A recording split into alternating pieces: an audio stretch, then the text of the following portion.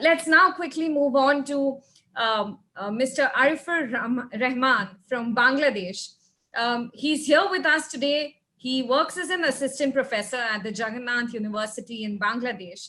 Besides, he also serves as an advisor of Jagannath University Student Society and co-advisor of the BRAC University Society.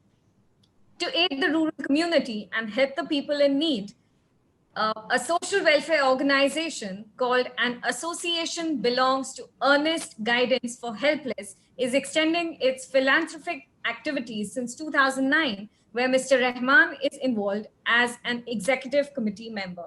Today, he's here with us today to share his thoughts on youth empowerment. Mr. Rahman, we welcome you on the dais to sum up your speech in about 3 to 4 minutes. Thank you. Thank you. Hello India, hello world. I'm Arifur Rahman from Bangladesh. First of all, I would like to express my heartiest gratitude towards the Jai Hind People's Movement, especially Dr. Sudhir Tambe and Dr. Gavande for inviting me to this virtual global conference and giving me the opportunity to talk about one of the world's most vital topic, which is youth empowerment. Youth is considered as the backbone of a nation. In parallel, it is the most viable and potential human resources in population and social structure of a country. But unfortunately, a vast majority of this section remains unreached. Because of the societal conservatism, huge potentialities often remain neglected.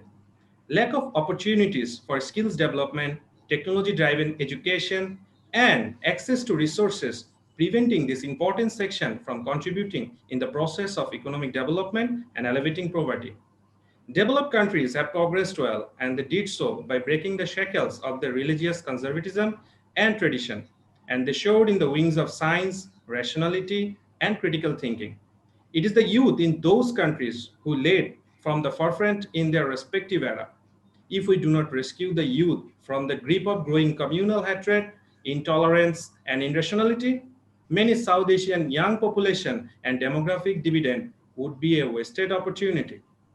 The report from Global Business Coalition for Education, the Education Commission, and the United Nations Children's Fund states that approximately 54% of South Asian youth who are living in school will lack the necessary skills to find a decent job by 2030.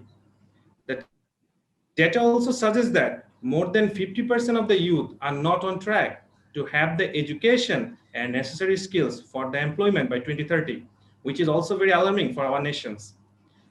To me, South Asia is at a critical juncture with a limited window during which it can reap significant demographic dividends from its talented and capable youth.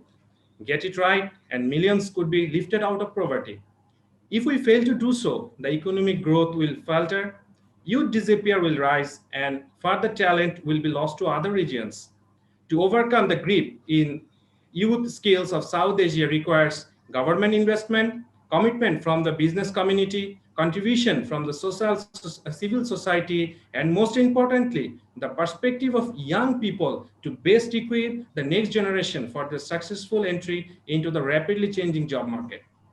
Last but not the least, many people around the world, including Bangladesh, follow the world's most famous peace leaders like Mahatma Gandhi, Abraham Lincoln, Martin Luther King, and Muhammad Ali. Jai Hind People's Movement is uplifting its spirit on a global scale, which fascinates me the most. I'm very glad to see that JPM is bringing together people across the globe through this conference under the theme Coming Together for Peace, Harmony, and Progress. Thank you all. See you at the next conference. Until then, take care and stay safe during this pandemic. Thank you so much, Mr. Rahman.